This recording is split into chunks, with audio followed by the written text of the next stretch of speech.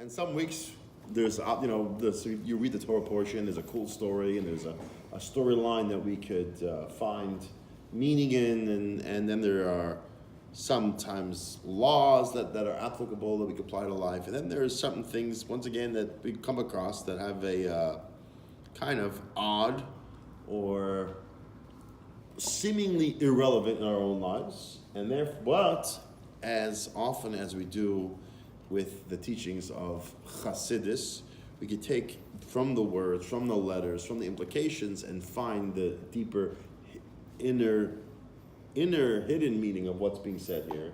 And it wasn't just like, oh, we just made this up to make it sound good, but actually we find it's based on certain rabbis who got it from other rabbis, who got it back from other rabbis, going all the way back to Moshe from Mount Sinai. Now, just on a side note, we know that the Torah is split up into 4 different sections in terms of how we learn Torah. There's 4 different ways in which we derive Torah. And there's an acronym for that word, which is called the Pardes. Anyone know what the Pardes stands for? The P of the Pardes. It's a 4-letter word. I don't mean a 4-letter word in terms of a negative connotation.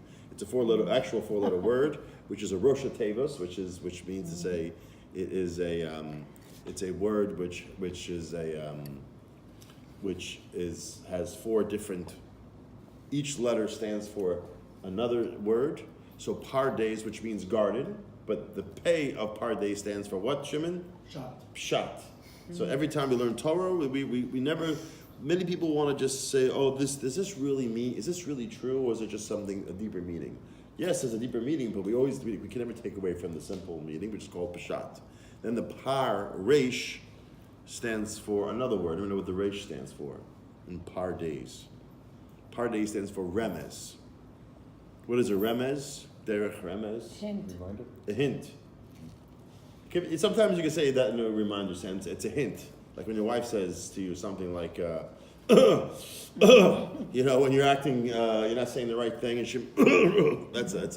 you're hinting to something that they should. So the Torah hints to things. I mean, it's not simple interpretation. It's a hint to something else. So that's that, and therefore you have Alam Aforsha that often talk about the remez. For example, the numerical value of this word hints to another word. Therefore, from that word we can derive another lesson, which is another way that we learn out things from the Torah. Then there's the third. By the way, there are many facets to Torah learning, but there are 4 general categories. Like Chabad. What's that? Chabad as well stands for. Chabad stands for but Rosh Tevos is something else. Okay, then there's the Dalet of Pardes. Once again, Pardes means garden, the garden of Torah. Gan, 53 Parshas in Torah. Then there's what's called, there's the Daled, which is Drush, which in English, Drush translates into the homiletic. Not quite sure what that means in English, but it basically means more like Talmudic. Like if anyone here was to study more, to go to like a Talmud class, and you would study some of the Jewish law, and you would derive Jewish law, and someone would ask a question, how do we know this law applies? How do we know on Shabbos you can't do this, you can't do this? And they'll say, well, take this verse.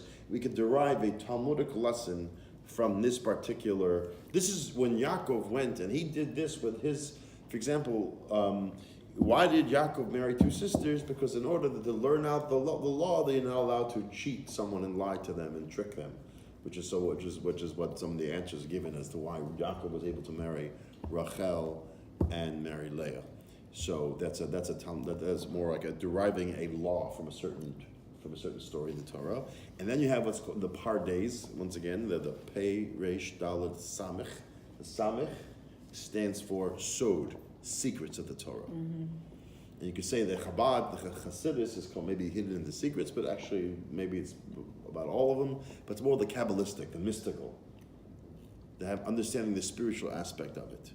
Now, some people don't like to ask to study or think it's irrelevant to focus on the spiritual, and then you have only the first 3 levels.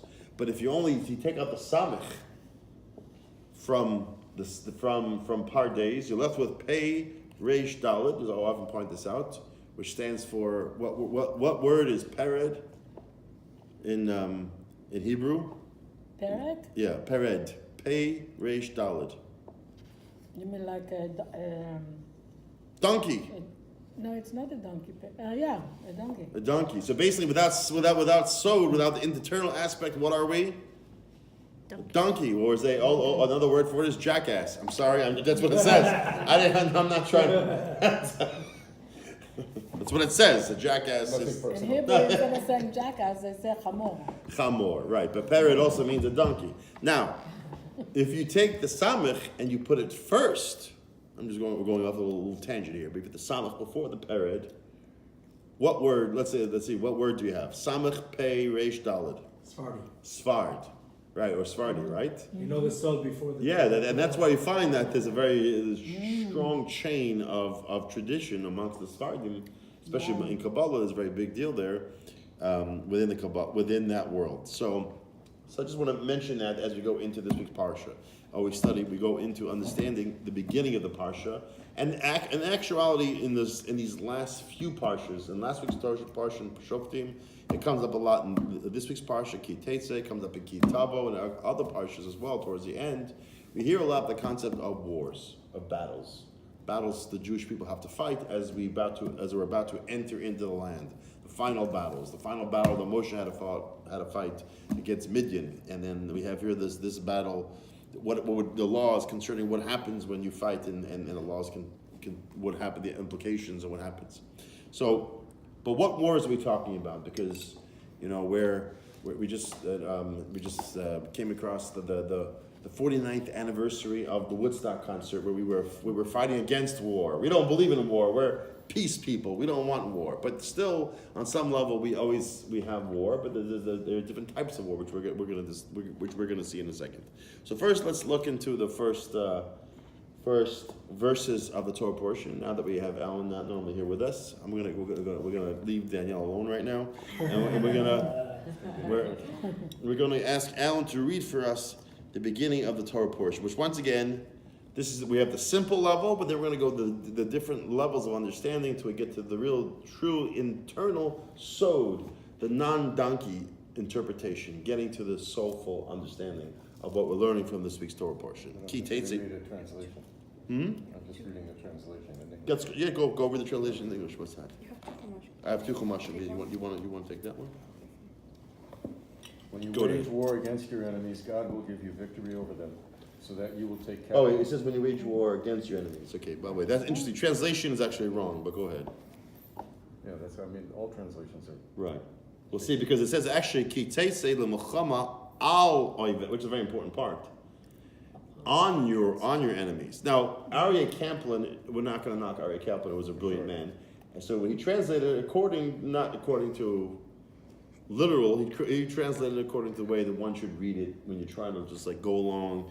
If you're following the storyline and you're sitting there in the synagogue and trying to follow the Torah portion, so we're not going into these different intricacies of what it's trying to say.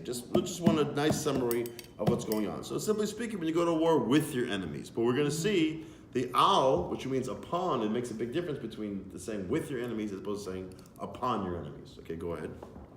When you wage war against your enemies, God will give you victory over them, so that you will take captives. If you see a beautiful woman among the prisoners and desire her, you may take her as a wife.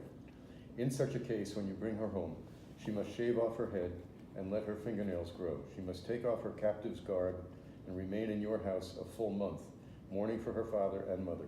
Only then may you be intimate with her and possess her, making her your wife. If you do not desire her, however, you must send her away free. Since you have had your way with her, you may not sell her for cash or keep her as a servant. All right, good. Let's. Sounds like I Whoa. That's enough.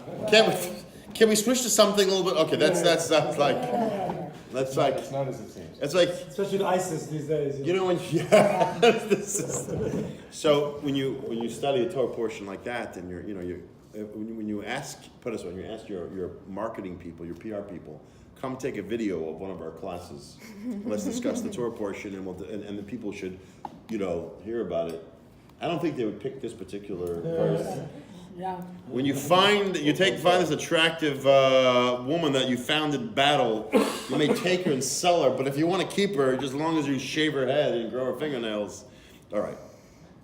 So now, obviously, the simple the simple understanding is difficult to understand. But we also know that there's plenty of, the Torah has in it the understanding that we're supposed to treat people with respect and with to love your fellow as you love yourself.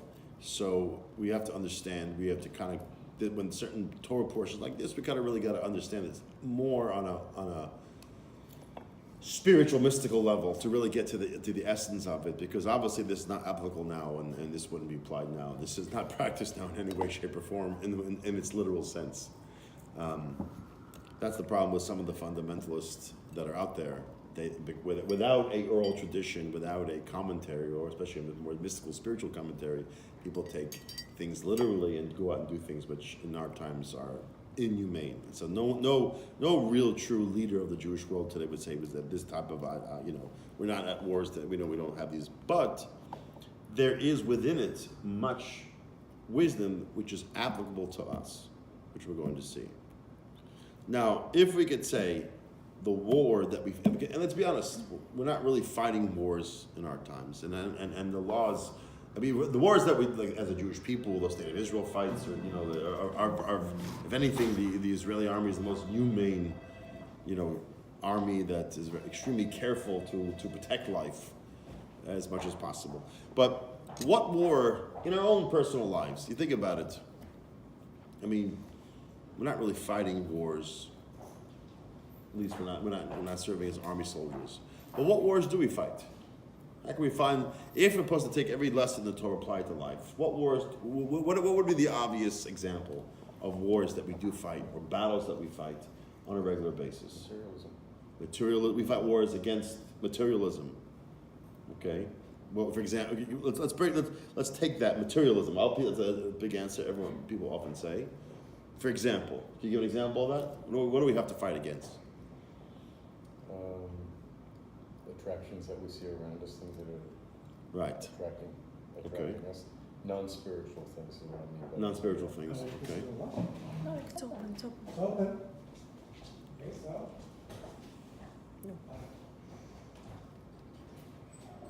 No. Sarina. Okay, Rachel, what do you think? What wars, do you have any wars you want to mention that you have to fight in Brooklyn? I think also just staying Jewish in a world that isn't. Oh, very good. You can call that spiritual, and not even just being connected to your Jewish roots. It's very hard when you're around a place with the mentality, inner battle. All these things that you can say are inner battles that we have to fight. Okay, Shimon, you have any examples of? I'm perfect. I have no battles. No battles. Many. I don't know. I'm trying to God think of an bless. example of. So many. I don't even know where to start. Okay, we'll get back to you, Danielle. Just any war? Any war, any personal battle, what Going to wars the we gym, fight? doing Going to the like- gym. Doing Being healthy. healthy things that are. Serena hard. Pizza. Exactly. Speaking about being healthy. Exactly. Fighting Very that healthy. second slice. Right, going to the gym, doing things that break our nature, going against what's natural for us. It's much easier sitting down eating a pizza, even going to a Torah class, or going to a Torah class can be a hard thing to do as well. But it could be easier. It's like go to the gym or go to a Torah class of pizza. I'll go to a Torah class of pizza. Thank you. Yeah. Lana, any examples of your wars that you have to fight? Yeah, I was thinking it might be, I'm losing this like one. feeling like some aspects of ego. Ego, Yeah, sense of ego. yeah. Ah, it's okay. Thanks. Okay, so yeah, if you look, we're going to go back to the Chumash and Rashi, but we're going to go straight to the Chassidic teachings of the first Chabad Rebbe in the late 1700s, towards the end, right at the beginning of the 18th century. He wrote the book of the Tanya, and he was actually put into prison for he was a rebel. Like most people who brought change, the establishment felt very much in fear of who they were. For example, even the Rambam, his books were burnt. Why was the Rambam books burnt? Because here was a guy who came along and codified At that point, Jewish law was was brought down orally through the sages and eventually in the Talmud. But the Talmud is is basically logic of how Jewish law is derived, with some of the conclusions of how we observe certain laws. But there's the system of chapter 23, the laws of how to make an Erev on Shabbos, chapter 24, things that began with the Rambam. And it's almost like we don't need the Talmud anymore. We just Put the rabbis out of business, that's the problem. yeah, and he even wrote that. He says, you don't need the Talmud anymore. He said, just need basically my book. Now that was then there was the Rambam. There were others came along and did. Eventually, the Yosef Cairo comprised what would be considered the code of Jewish law. But is that in his time he was a rebel but for rebel with a cause and a good cause. But a lot of times a rebel, we don't know where they're coming from. So going back now to Chabad Chassidus, the Alter Rebbe came in the late 1700s with a new cause. The cause was to make deeper spiritual teachings of Torah available to everyone, not just to the academic, not just to the learned, not just to the religious. I mean, it was meant to be for everyone. The Baal Shem Tov began the movement, but the Alter Rebbe tried to bring it into a very intellectual way. But he was faced with a lot of opposition, including from within, including with the Jewish people. Eventually, in conjunction with the Jewish people that were speaking against him to the Russian government, he was put into prison. When he came out of prison, he actually increased in his spreading of what he called the well springs of Chassidus, which is like the deeper, soulful part of the Torah portions, the Torah laws. And he wrote another book, which was more deeper, more profound than Tanya, called Likutei Torah, which is meant to be studied. It's much more complex, much deeper than Tanya, much more esoteric and Kabbalistic and intellectual. And a lot of and so much of the teachings which come through every Rebbe, which followed the Alter Rebbe, and if I'm losing someone here, you could just ask, but meaning the Alter Rebbe's son, whose name was Dov Ber, he based his teachings on the Alter Rebbe's teachings of Likutei Torah, a lot of them, and then for his son, and down to the Rebbe of our generation did the same. So this Torah basically broke down the Torah portions and would give a very esoterical, mystical approach, and he speaks about this particular war, of going to war and taking things captive. And he's basically says what he explains and he teaches, it's about everybody's war that they have with the struggle inside. Some of it, people comes out in ego, materialism, Jewish roots. Shimon's still trying to think of his war. He can't think of it because he doesn't have any wars. That's all the above. That's all the above. He was just eating that second piece of pizza, I lost the bet. But really comes down to all those issues really come down to one thing. And that's the following. That a human being, a person is made up of two parts. A neshama, a soul, and a body. And the body and the soul are just, it's not good and evil. It's not good and evil. It's just that there's two opposites. A neshama is a consciousness of God's awareness, of what reality truly is from a godly perspective. Unity, Shema Yisrael Hashem Elokeinu Hashem Echad, oneness, belief that's what is true beyond our perspective of time and space. And the body and also knows its place as being just part of a greater reality, and therefore it's not at the center of reality. There's what the neshama feels. Now you might say, well, it's not what I feel, but there's a part of you which also feels that. That's why there's a struggle within each and every single one of us, because we have a neshama. We don't believe because some cool rabbi or someone out there on the street sat at a table and convinced you to believe something and said drink the Kool-Aid. Rather, everyone somehow has a consciousness, a deep-rooted consciousness of something that transcends what your physical eye sees and measures and perceives on a very scientific, physical, material way. But however, there's a body, and the body says, I have needs, I have physical needs, I need to eat, I need to sleep, I need to feel, and then it goes even further. I need to be accepted, I need to be wanted, I need to be noticed, I need to experience pleasure, I want to be honored by other people, I want to be famous, I want to be rich. I want that person I want wiped out off the earth because they bother me, you know. And it goes further. I mean, the body just starts out purely just like an animal, but it gets bad, you know. When the body and the animal and the tendencies of the body are not controlled properly, not trained properly, it becomes worse and worse again, and become what we would call as evil. But really, it's just rooted in the simple thing that God created a body. So then there's the neshama, and then there's the body. And we come into this world, and we struggle. Once, you know, a child is born, and it's cute, and it's fun. But you know what happens? You know, they're not so cute. It comes to a point where they're not so cute anymore.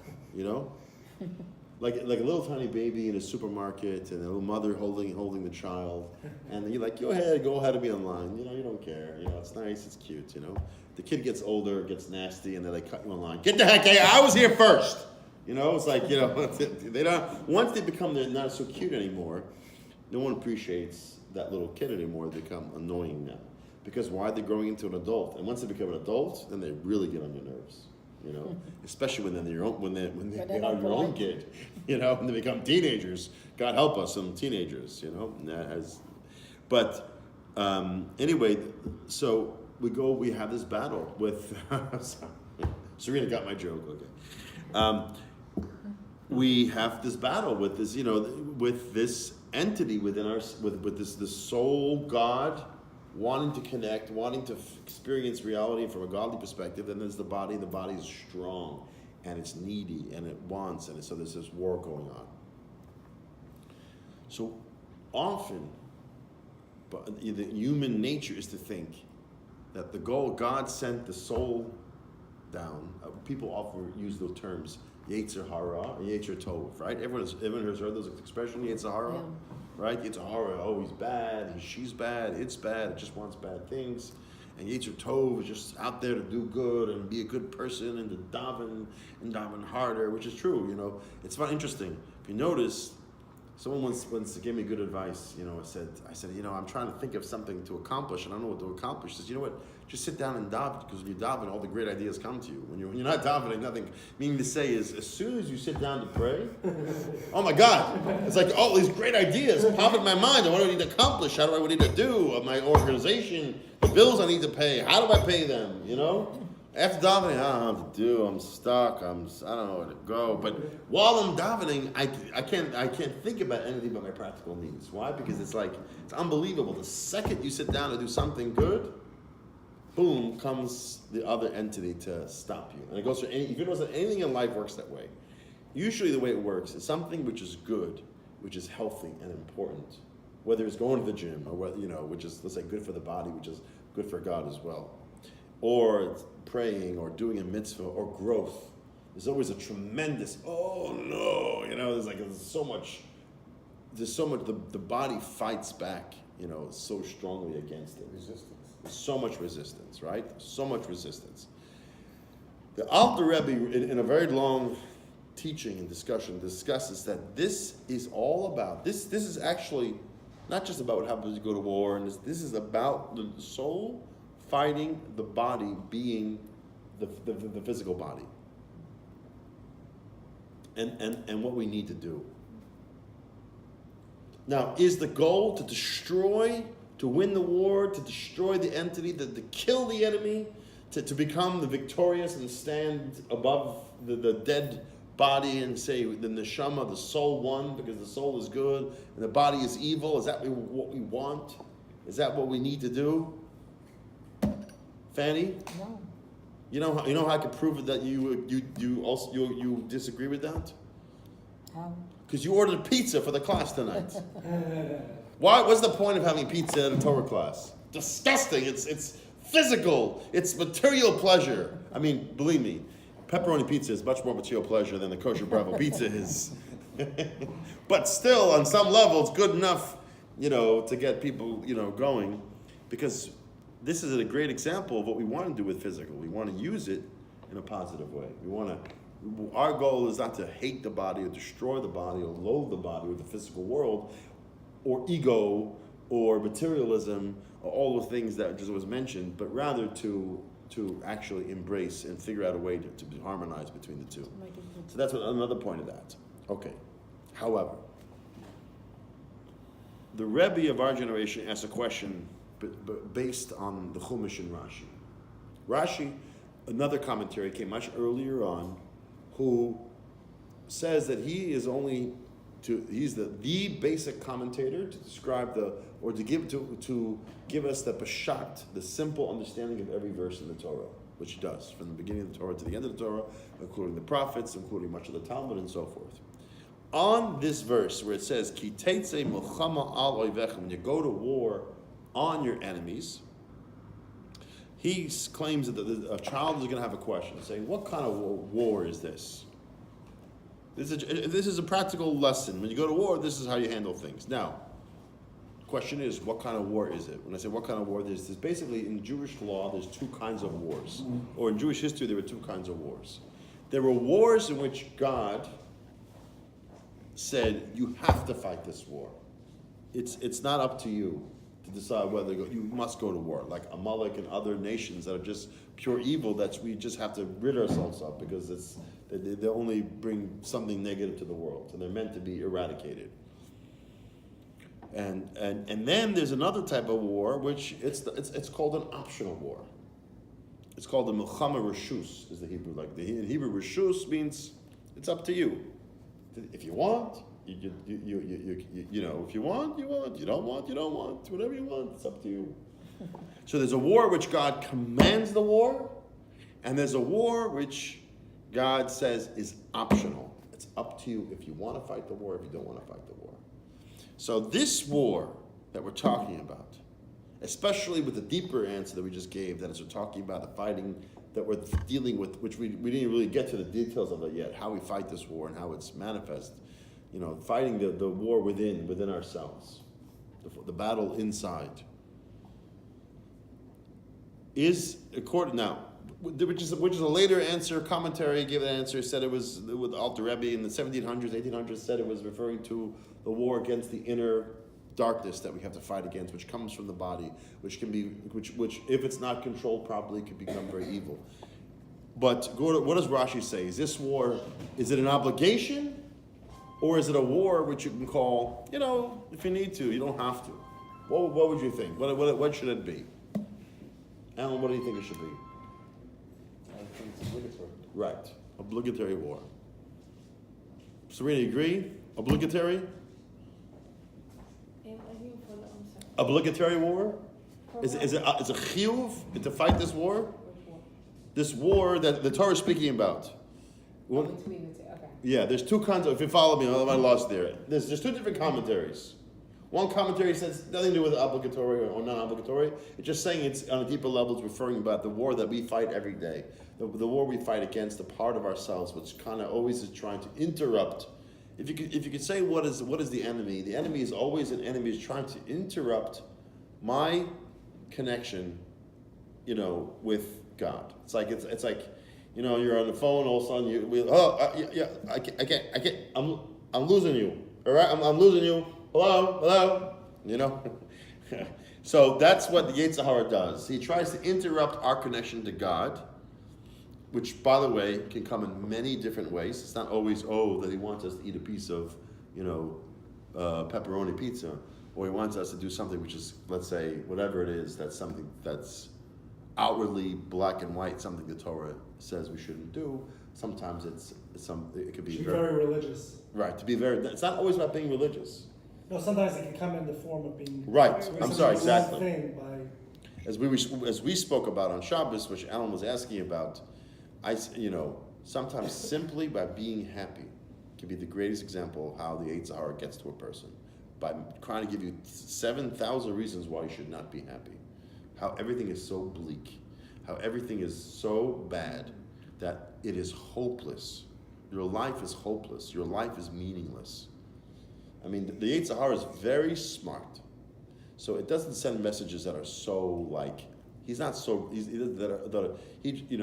he gets you in ways that are, that are just kind of knows how to bring the person down, because that's how he keeps you locked up, keep you separated from Hashem. Sometimes just positive messages of inspiration and joy and happiness, and that will enable a person to do many mitzvahs and many positive things. And by making you feel down and depressed is how the Yetzer Hara will get you to kind of like fall down a path to become further and further from fulfilling your purpose in this world. But the problem is the Yetzer Hara was actually hired by God to get this job done. So it's kind of a tricky thing. Like God hired this entity to go against you so you could, but he does it he's very good at what he does. He gets up much earlier than you do in the morning. He's up, she's up, whatever, I don't know how you call it, he or she. I think it's a she. I'm joking. He's up early in the morning, he's telling me, why wake up? Why bother? This day sucks. It's worthless. Just forget this day. Start tomorrow. This day is worthless. You're gonna get nothing in college. How are you gonna face all this stuff you're gonna face? Look what happened yesterday. Look what happened the night before. Forget it. It's worthless. This day is worthless.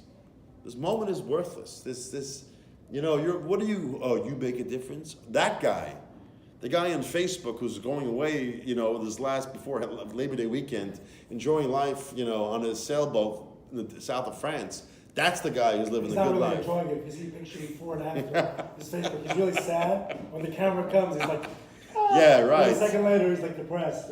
With all the kids around there, and all the good things. He's screaming at him a second later to take the picture. The kids that are screaming at him before the picture and telling him you're a jerk, you're no good lousy bum, the wife's leaving him, and she goes, he's having 10 affairs, and whatever. Right, but we don't see that. Everyone looks at everyone else's life and sees that it's better. Believe me, there's no. I'll just give examples of today's wars that we have to fight. But going back to I call them challenges instead of fights. Challenges, right? Well, that's a positive way of looking at it. And that's what the Yetzer Hara is. That's the Yetzer Hara is. That's why God hired him to give you the challenge to. Or opportunities. It's even more positive. That's the positive. Yeah. Challenge is the negative. And by the way, sitting around a table like this with people discussing it is where we get the most strength from it. I discuss my Yetzer Haras all the time, and we all sit around, and then you go home and you're by yourself, and then it's like, oh my God, then it's like, when you're alone is when it's the strongest, So, okay, but according to Rashi, he's not talking about the Yetzer Haras, he's talking simply about this war. But he says, what does the Rashi say? If you look in the Rashi script, on the Parsha, in that book it doesn't have it, but you might have it in English here. Oh, thanks for that.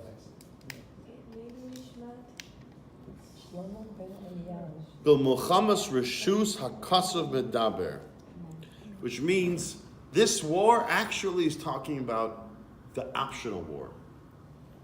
So one commentary explains it's not talking about Yetzer Hara Yesher Tov stuff, it's just Rashi.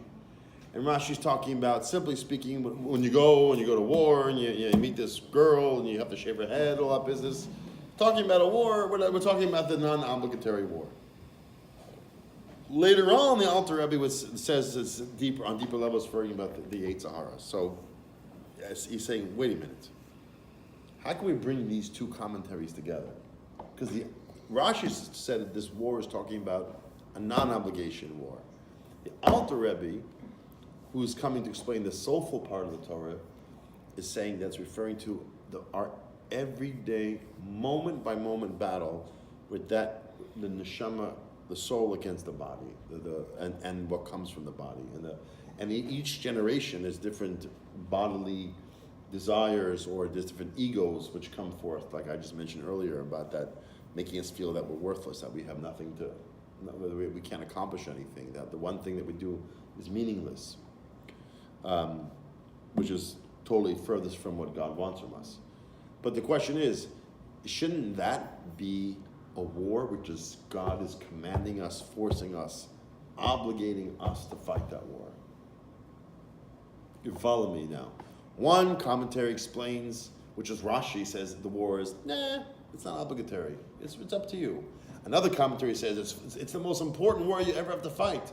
This is the war. All the wars in the Torah are really about one thing, about you fighting, or the challenges that Fanny mentioned before, or actually was Serena said challenges, you said opportunities, or she said opportunities, you said challenges. He said they're downright wars, evil monsters. We got to kill them all with machine guns and just wipe them out. But seemingly it would be obligatory to fight this. What is it? So how do we bring the two voices together? How do we bring these two commentaries together? How do we do that? Now, if you had a certain perspective of Torah and say, there's no problem, I have an answer to that. They're two different commentaries. One guy is talking about the simple level, Rashi, and that's what it's talking about. And the Alter Rebbe who wrote the Tanya is talking about a different level of Torah. They're just two different answers. There's no connection between the two commentaries. They're just two separate commentaries. That's all. That's the answer. That can solve the problem for us. Is that good enough for us? No way, Jose. Because Torah is one. And especially the way the Alter Rebbe looks at it. He knew what Rashi said when Rashi said it was not an obligatory war. And yet he still said it's talking about the war that we always have to fight. So how do we understand this? I mean, okay, it seems like a little point, but it's actually a deep point that helps us to understand our own, we can clarify our own battles, to understand what's going on here. Neshama, soul, body. How do we understand this battle? How do we understand it? First of all, now according to Rashi, it's a non-obligatory war. And the answer actually the Rebbe gives is as follows. And he gives an example of, let's say, someone who decides to enter into a prison for a certain period of time to be there because by choice. Like the person that comes Friday night who goes to deserts and cold places. Exactly, that guy. Yes. Perfect. You know what? I was trying to find an example. I can always count it. He loves going to like starve himself. Hello. There we go. Yeah. Okay, I needed that, Shimon. I needed that. I so needed that. Okay, let's go back and let me clarify what we're talking about. There's a guy, anyone who comes to Friday night dinners regularly, anyone here, Serena and Shimon and a lot of anyone else, you guys have been there Friday nights. Sakim one time when he was here, this individual will be nameless for right now, but basically did two different experiences. One, where he went into Poland in freezing cold weather in his underwear with 20 people to experience freezing cold temperatures and to suffer for like 20 days to somehow to achieve something. You think about like people go through these things, like, I know they had the polar bears on December 31st go into the water in Brighton Beach. Okay, but that's for like a few seconds, they come in and out. He went through 20 days of that, And secondly, which I would rather be cold than be hot. He went into the desert and almost starved himself, except for like a little drink of some vegetable juice. And so by the end of the 12 days or something, whatever it was, everyone they were so hungry and so annoyed with each other, they just hated each other, and they had to go through some experience of that. That's what the Buddha did. As the Buddha did, right? What was the point of all of this? Yeah. Stupidity. Exactly. Okay. Anyway, but the thing is like this. Was he really in the desert? Was he really in the freezing cold of Poland? Yes, but the second they said, you know what, there's too much for me, I'm out of here. They're out.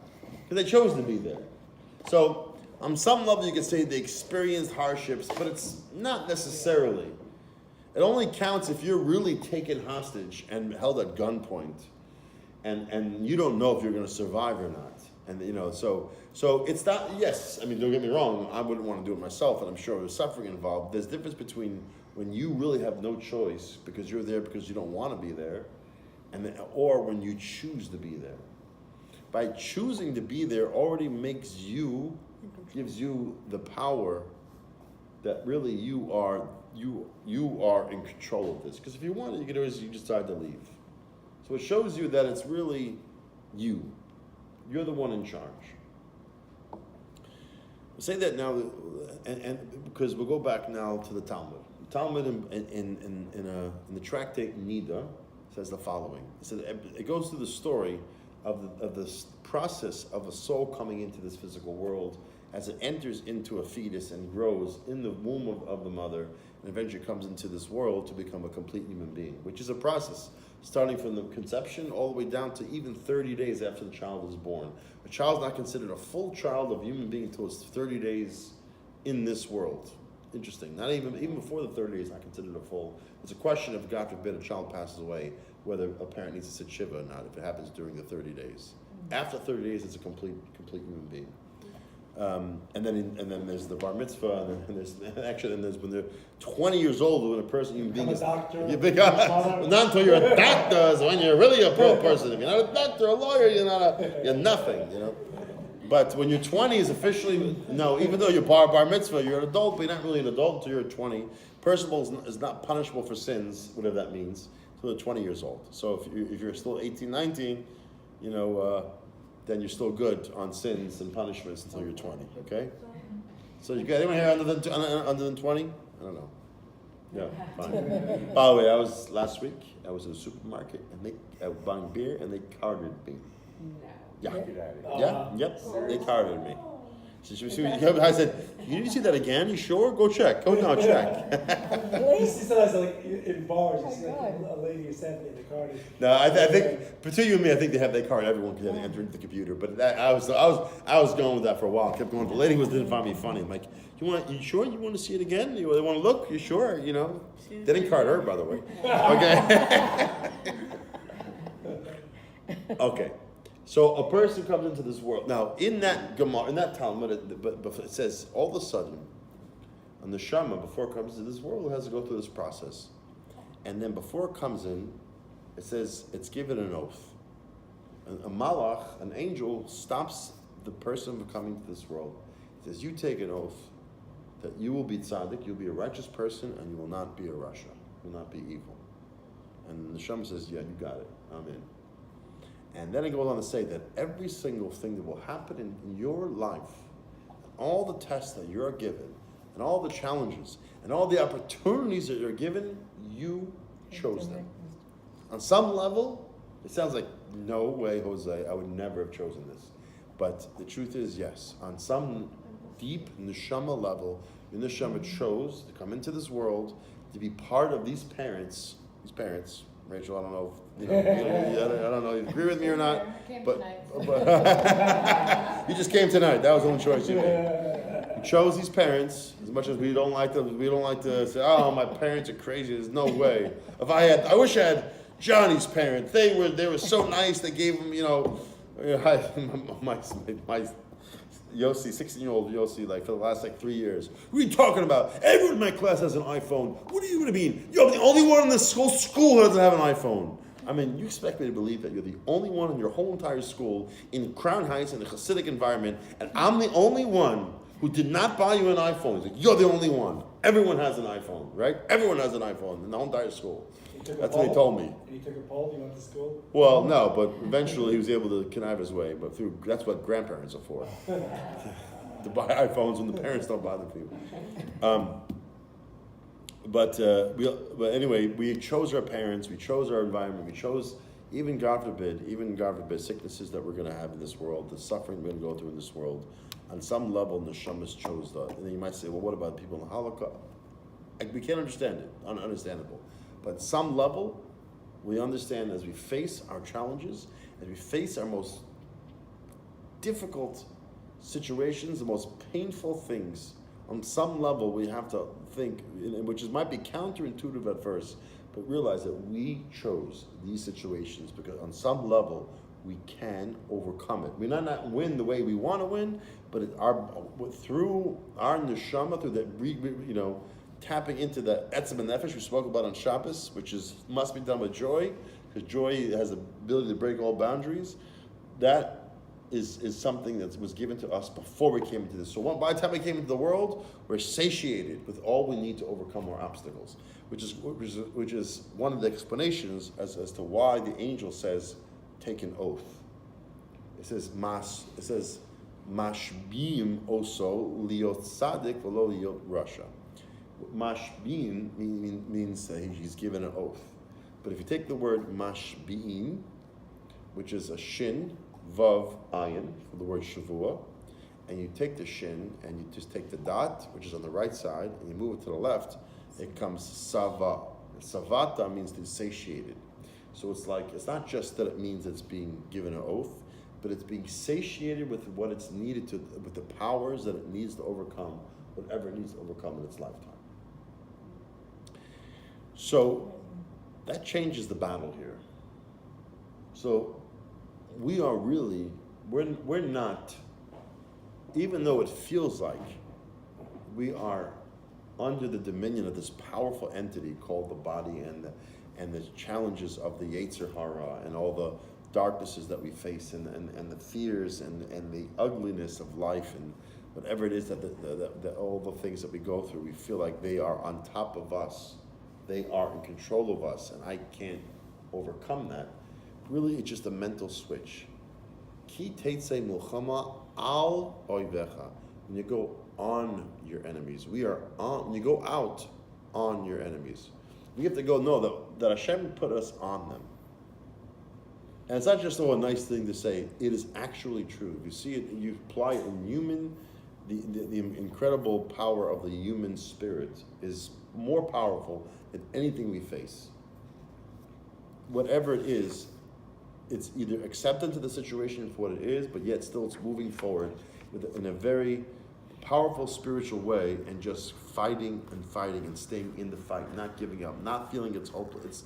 It's never hopeless. It is never hopeless. It might not always be the way you want it to be, but that's letting go of ego.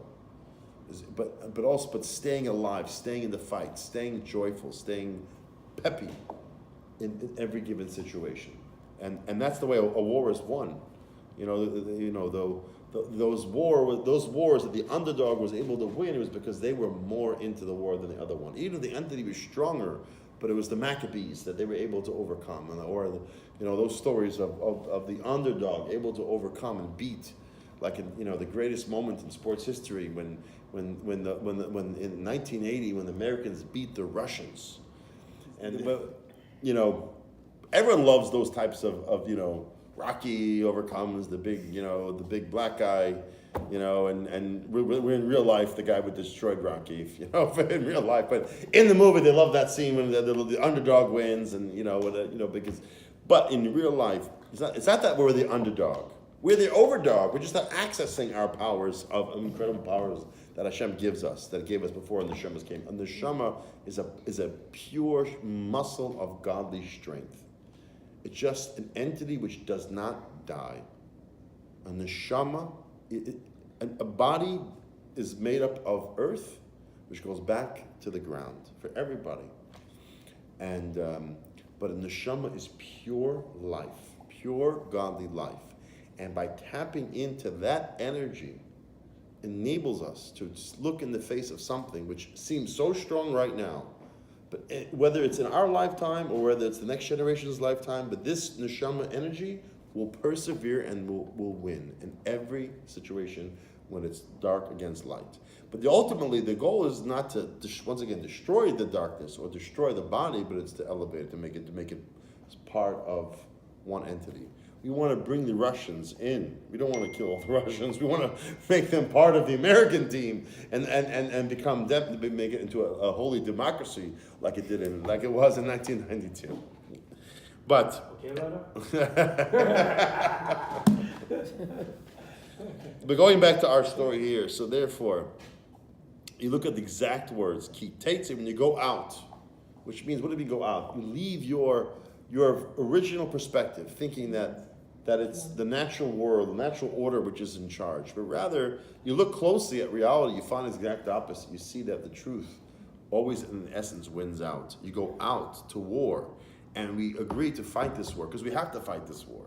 The goal of the war is not to kill and destroy. The goal is to transform. When you go out to war, and we have to fight a war.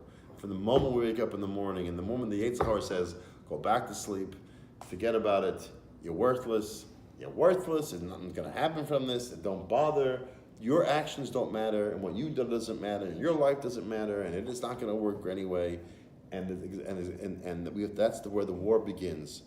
Al oivecha, as I mentioned, on your enemies. We are always on the enemy being that entity within inside of us that makes us feel that we're useless, worthless, nothing.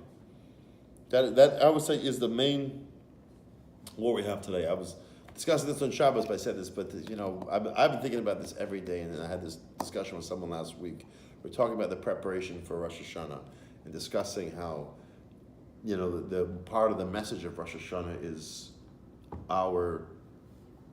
the same idea, but like an idea that Adam was the first creation, or was that the last creation, but it was where on Rosh Hashanah we are celebrating the day that Adam was created, and he was like the ultimate, Adam and Chava, Adam and Eve together were the last parts of creation, representing the final entity, what the world was created for. And our goal, what we should be focusing on as we get ready for the new year, is how we could access that in our own lives, how we could become more of a human, as opposed to the lower parts of this world, which we get sucked down and get sucked into being just part of that lower part of reality, and just forget our place in this world. So I remember having a discussion, and someone asked me, he asked me, how do we do that? What should we do? I said, what do you think we should do? And he said we should be more careful with our desires, and not only go after what our desires are, and not always go after what we physically want. And that's true. That's true, but you know what? I don't know if that's the problem today necessarily, that people are too busy going after the desires all the time. I mean, yes, there is truth to that, and that there's some negativity in that, but that's not the source of the problem. Maybe that used to be. I don't think God's sitting around saying, you guys are just a bunch of, no, there he goes again. Goes again, eating, non-kosher food. Oh, there he goes again, giving into that desire. I don't know if that's what God is actually thinking. It doesn't make sense. It would make some more sense if you look at the Chabad approach. Begins with going, once again, joy. Are you serving God with joy? Because that is the source of where all good comes from in a person's life. Making healthy, good decisions come not from thinking that you're bad and you're evil and you're no good and you're just all about going after your desires, but how do you make right choices is by recognizing who you truly are, recognizing the power that you have, and being happy to be alive. Yes, I made a mistake yesterday, but you know what? I'm going to be happy right now because I have the opportunity to do what's called teshuvah. I have the opportunity to make a different choice, and by being happy is what's going to enable me to make the right choices in life. So really, how do I become more of an active, how do I overcome the Yetzer Hara, especially in our times? It's specifically starting first with the first question is, am I happy to be alive today? And how can I incorporate joy in my life? As it says, serve God with joy.